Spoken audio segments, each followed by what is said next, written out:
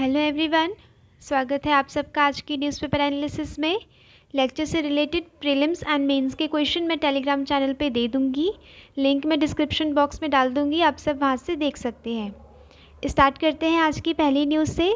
Moon landing point, Shiv Shakti, Chandrayaan 2 spot, तिरंगा। ये PM ने बोला है। पीएम कल मिलने गए थे साइंटिस्ट से जिन्होंने चंद्रयान 3 में बहुत बड़ा कंट्रीब्यूट किया है।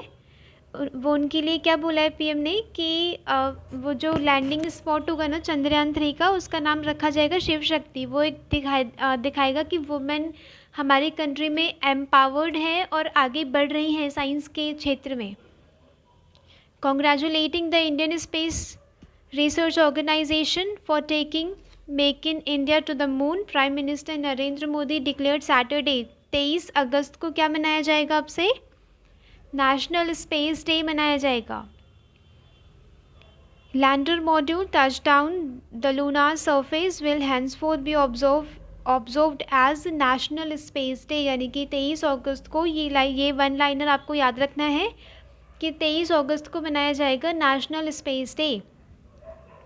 He also announced naming of Chandrayaan 3 landing site is Shiv Shakti point, और जो चंद्रयान 2 का जो फेल हो जाने वाला स्पॉट था उसका नाम तिरंगा रख दिया जाएगा। ठीक है। He situated the naming of mission landing point in civilisational ethos of India and its eternal mission to ensure the welfare of all humanity, यानी कि जो सिविलाइजेशन हमारी चली आ रही है कि शिव और शक्ति दोनों वेलफेयर में लगते हैं लोगों के। ठीक है। उससे क्या हो रहा है कि इसमें वुमेन एम्पावरमेंट को भी जाहिर किया जा रहा है ये कह के। To encourage the future generation another decision क्या लिया गया है? 23 अगस्त को मतलब नेशनल स्पेस डे मनाया जाएगा। Spirit of science and technology in the country will encourage us for eternity. Called for greater use of space application in governance and administration, यानी कि गवर्नेंस एंड एडमिनिस्ट्रेशन में स्पेस की हमें applications को use करना है, अप्लाई करना है। ठीक है। हमें वेलफेयर ऑफ द सिटीज़न पे ध्यान देना है, वेलफेयर ऑफ ह्यूमैनिटी पे ध्यान देना है। When the losses saved by space technologies due to cyclones are assist, it would be more than expenditure on the space sector, यानी कि जब हम जो लॉसेस होते हैं ना डिज़ास्टर के टाइम पे, उस टाइम पे अगर हम स्पेस का यूज़ करके, स्पेस जो टेक्नोलॉजीज़ हैं उनका मतलब यूज़ करके हम क्या कर सकते हैं, उसके नुकसान को बचा सकते हैं। अगर उसके नुकसान को बचा लिया तो वो स्पेस में जितना हम एक्सपेंडिचर करते हैं ना उससे भी ज़्यादा वो सही होगा। ठीक है। He also call for youth and students to study ancient text. जो हमारे एंशंट टेक्स्ट हैं उसमें क्या था कि जो साइंस एंड टेक्नोलॉजी से रिलेटेड जो बातें उसमें कही गई हैं, मतलब कही गई हैं, कोलोनिज्म के द्वारा वो सारी बातें छुपा दी गई हैं इंडिया की। तो पीएम मोदी ने ये आग्रह किया है सबसे कि वो आप एंशंट टेक्स्ट पढ़ें ताकि आपको अपने इंडिया का साइंस एंड टेक्नोलॉजी के बारे में ज्ञान हो। जब से जो अंग्रेज आए हैं या जब से वेस्टर्नाइजेशन हुआ है, जब से मुग़ल लोग आए थे, वो इन्वेडर्स जब से आए थे, तब से क्या हुआ था, मतलब हमारी जो एंशंट हिस्ट्री थी, एंशंट टेक्स्ट थे साइंस से रिलेटेड, उन सबको दबा दिए गए। When there were doubts about shape of the earth, जब सब जो शेप ऑफ द अर्थ है उसके लिए डाउट कर रहे थे कि पता नहीं फ्लैट है कि कैसी है, उस समय आर्यभट्टा ने बताया अपनी बुक आर्यभटिया में क्या लिखा उन्होंने कि अर्थ बीइंग राउंड इन शेप, अर्थ गोल है। ठीक है। अर्थ अपने रोटेशन मतलब एक्सिस पे अपने रोटेट करती है। ये बातें हमें एंशंट टेक्स्ट ने सबसे पहले बताई हैं। जब वर्ल्ड में किसी को ये नहीं पता था कि मतलब धरती गोल है, कहाँ क्या किसके चक्कर काटती है, कुछ नहीं पता था वो लोगों को। In the same manner, in books like Surya Siddhanta, it is said that some people on earth think their position is the highest. कुछ लोग मतलब धरती पे सोचते हैं कि उनकी पोजीशन सबसे हाईएस्ट है, but it's rotating earth is in the sky and there can not be up and down, यानी कि ऊंचा, सबसे ऊंचा भी कुछ है, राइट। इस पे जो इन्होंने फोकस किया है ना कि शिव शक्ति का हम लैंडिंग स्पॉट हम मतलब नाम दे रहे हैं, इन सब को क्या करना है आपको, साइंस स्पेस सेक्टर में जब आएगा या फिर इनोवेशन में आएगा तो फिर आपको ये करना है कि कैसे इनोवेशन के थ्रू साइंटिस्ट ने चंद्रयान 3 तक पहुंचाया, मतलब मून तक पहुंचाया। उस पर जब शिव एंड शक्ति आप लिखेंगे, वुमेन एम्पावरमेंट पे लिखेंगे, तो आप ये मेंशन कर सकते हैं कि वुमेन एम्पावरमेंट पे भी ध्यान दिया है पीएम मोदी ने, ठीक है। टू असोच cookies, Manipur government plans greater autonomy for Hill Area Council in a move to find a political solution to ethnic conflict। जो ethnic conflict चल रहा है मतलब चल रहा था वहाँ पे कुकी एंड मैती का, स्टेट गवर्नमेंट ने कहा है कि हम आपको ग्रेटर ऑटोनॉमी देने के लिए तैयार हैं। जो हिल काउंसिल है ना उसमें ग्रेटर ऑटोनॉमी देने के लिए तैयार है, पर जो टेरिटोरियल इंटेग्रिटी है ना उसके साथ हम कोई कॉम्प्रोमाइज़ नहीं कर सकते। आप जो ये सेपरेशन मांग रहे हैं ना, वो उतना सेपरेशन ऑफ एडमिनिस्ट्रेशन नहीं मिलेगा आपको। आपको ऑटोनॉमी ज़रूर मिल सकती है आपकी इथेनिसिटी को देख के। Since the onset of the conflict the Kuki community has been demanding separate administration, alleging the state government complicity in the targeted in annihilation of the community, यानी कि जो टारगेटेड मतलब करके जो कुकीज़ को सेपरेट कर दिया गया है उसके लिए वो क्या कर रहे हैं, एक सेपरेट एडमिनिस्ट्रेशन की डिमांड कर रहे हैं। वहाँ के मणिपुर के सीएम ने बोला है कि सेपरेट एडमिनिस्ट्रेशन जो आप मांग रहे हैं वो डिमांड वो एक्सेप्टेबल नहीं है, ना सरकार को और ना अदर पीपल को, पीपल ऑफ द स्टेट, ठीक है। जबकि हम आपको जो हिल ट्राइब्स हैं, जो पहाड़ी के जो जनजातियाँ हैं, उनके कुछ मुद्दों को देखते हुए हम आपको ऑटोनॉमी देने के लिए तैयार हैं। Autonomy of the hill council can be increased giving them greater freedom and control in the administration of hill regions.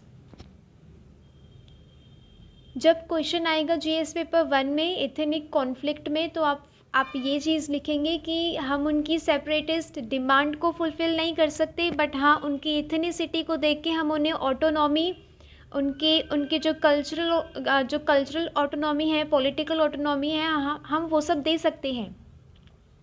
उनके लीडरशिप रोल्स को बढ़ा सकते हैं, बट ये तो नहीं ना कि हम उनकी सारी सेपरेटिस्ट डिमांड को हम फुलफ़िल करते जाएंगे, नो। ये आपको एथनिक कॉन्फ्लिक्ट में लिखना है कि जो टेरिटोरियल इंटेग्रिटी होती है ना, स्टेट की इंटेग्रिटी, इंडिया की इंटेग्रिटी, वो बरकरार रहेगी।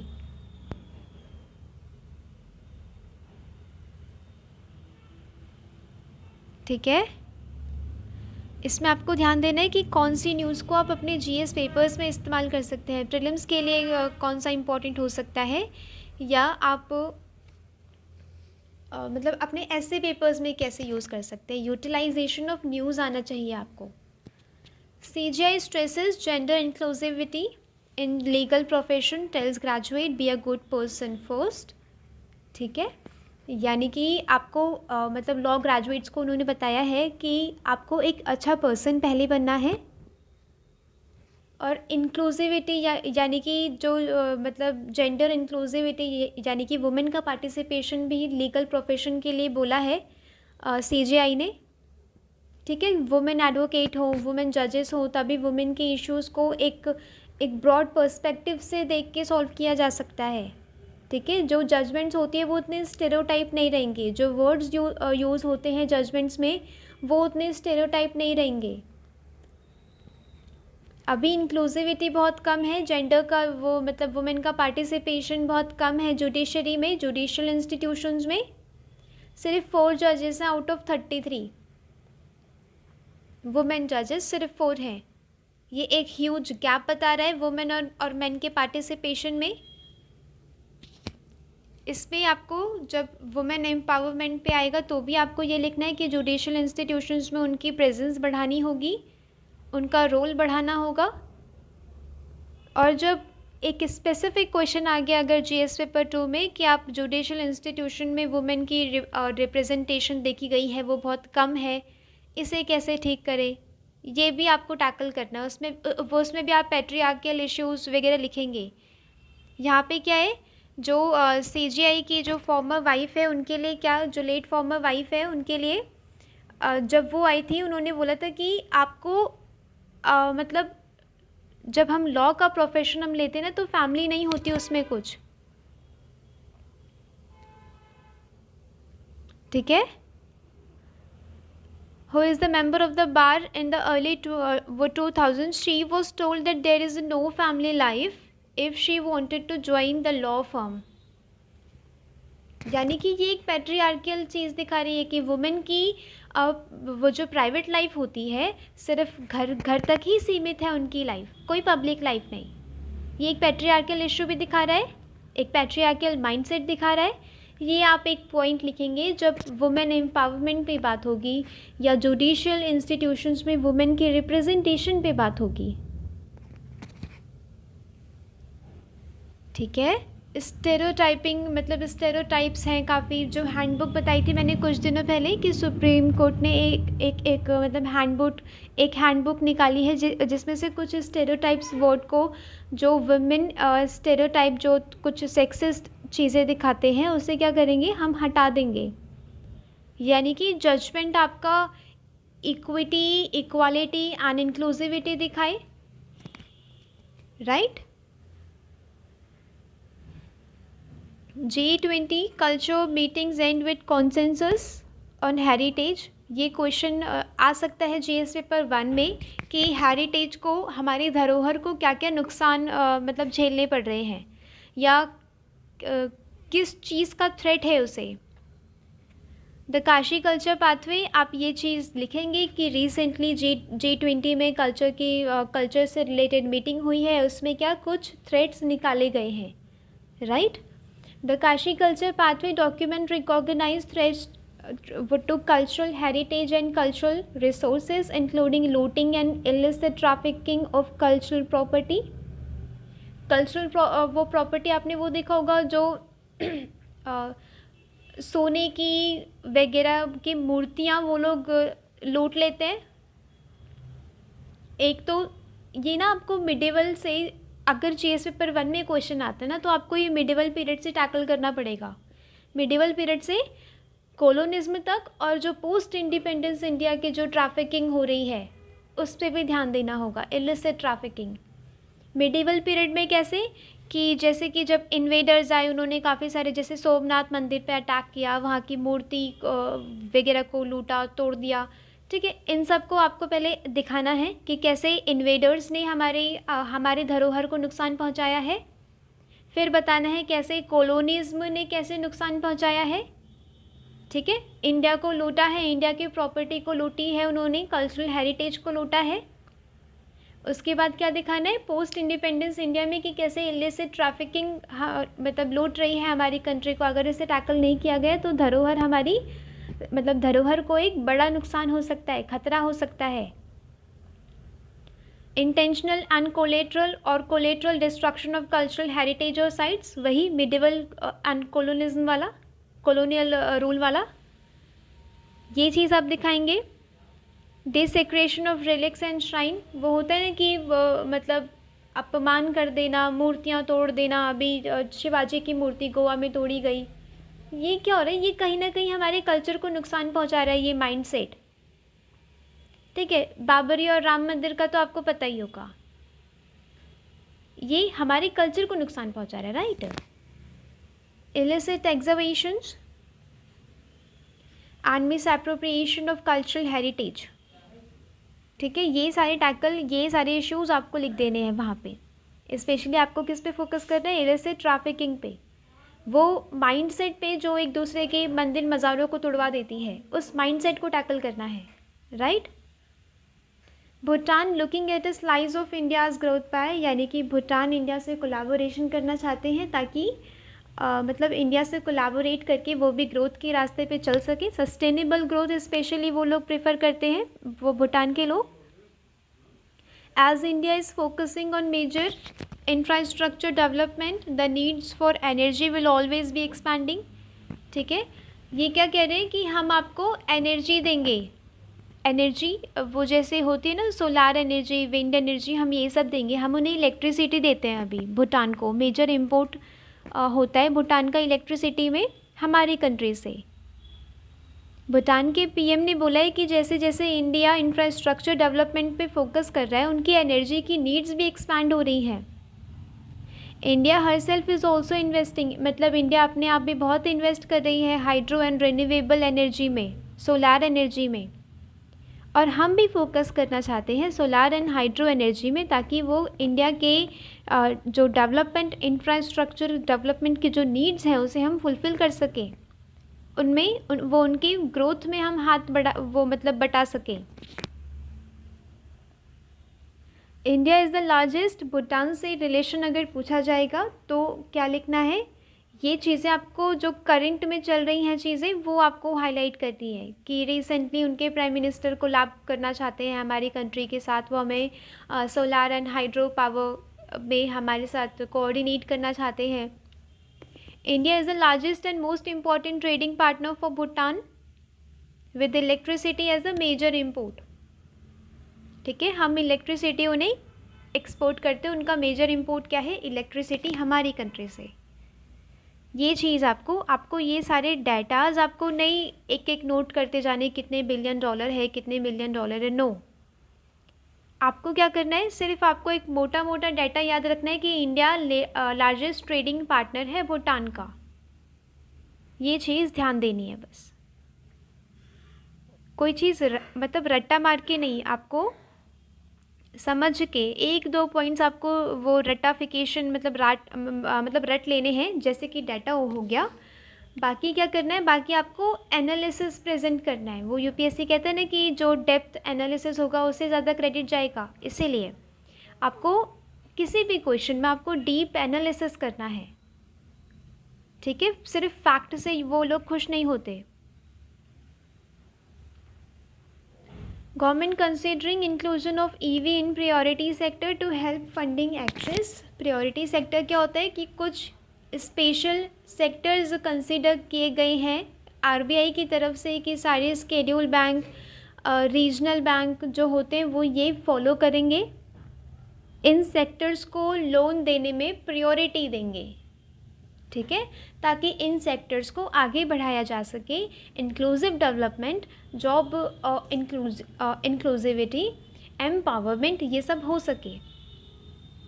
The government in consultation with the reserve bank of India is considering a proposal to include electric vehicles in priority sector lending category. जो इलेक्ट्रिक व्हीकल्स हैं उसे भी non conventional energy sources including green hydrogen, green ammonia and some other non renewable are likely to be considered for inclusion. ये सब क्या हो रहे हैं, इलेक्ट्रिक व्हीकल्स के साथ साथ इन सबको भी प्रायोरिटी सेक्टर में इंक्लूड करने की बात को सोचा जा रहा है।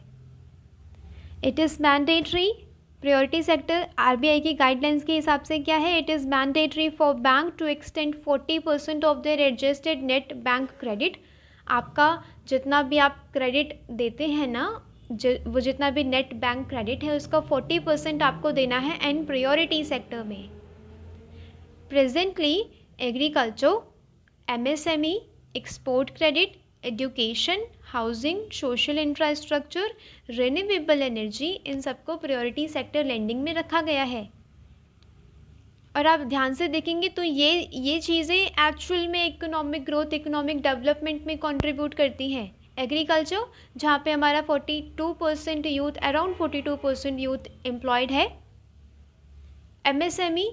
एमएसएमई जो अभी कुछ मतलब अगर इसका पार्टिसिपेशन हम ज़्यादा बढ़ा देंगे तो ज़्यादा जॉब क्रिएट करेगा, जॉब क्रिएशन एंड इंक्लूसिविटी में ध्यान देगा, राइट।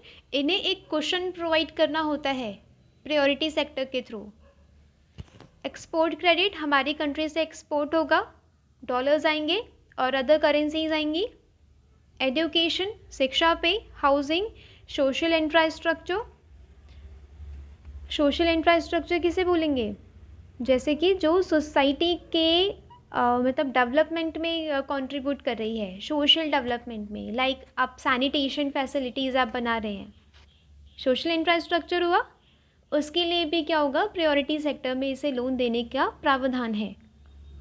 रिन्यूएबल एनर्जी, ये सारी चीज़ें एक सस्टेनेबल डेवलपमेंट, इकोनॉमिक ग्रोथ, इन सबको कंट्रीब्यूट करेंगे। ठीक है, इसीलिए होता है ये प्रायोरिटी सेक्टर।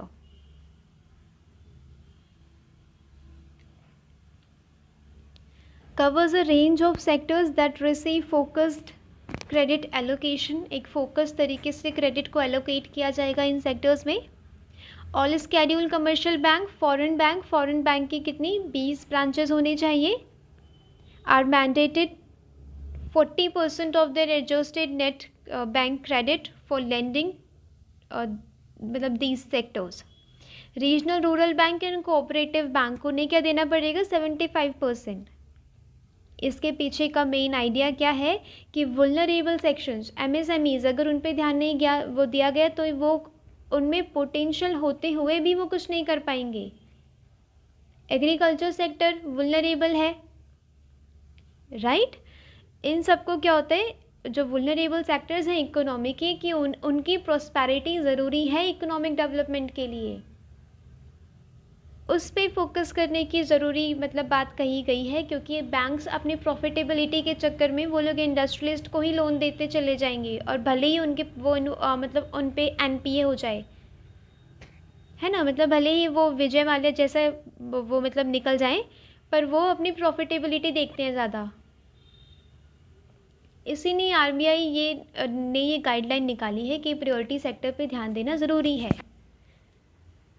क्योंकि आरबीआई का बेसिक मकसद क्या है, inclusive development, focus, financial inclusion, right. यही सारे कीवर्ड्स आपको ऐड करने हैं अपने आंसर्स में, अगर आप इकोनॉमी से रिलेटेड कोई आंसर्स लिखते हैं। आज के न्यूज़पेपर में बस इतना ही, बहुत कम था पढ़ने को। आज आप पूरा रिवाइज़ करेंगे, जो मैंने पूरे वीक में पढ़ाया होगा, जो नोट्स आपने बनाए होंगे, जो इम्पॉर्टेंट लाइंस मैंने बोली होंगी कि हाँ ये बहुत इंपॉर्टेंट है जीएस पेपर्स के लिए, या ऐसे में आप इसे कैसे इस्तेमाल कर सकते हैं, वो चीज़ आप आज रिवाइज़ करेंगे। हो सके तो अपने आंसर्स में प्रैक्टिस भी करेंगे, राइट। लेक्चर से रिलेटेड जितने भी क्वेश्चंस होंगे मैं वो आपको टेलीग्राम चैनल पे दे दूँगी। Thanks for watching, thank you so much.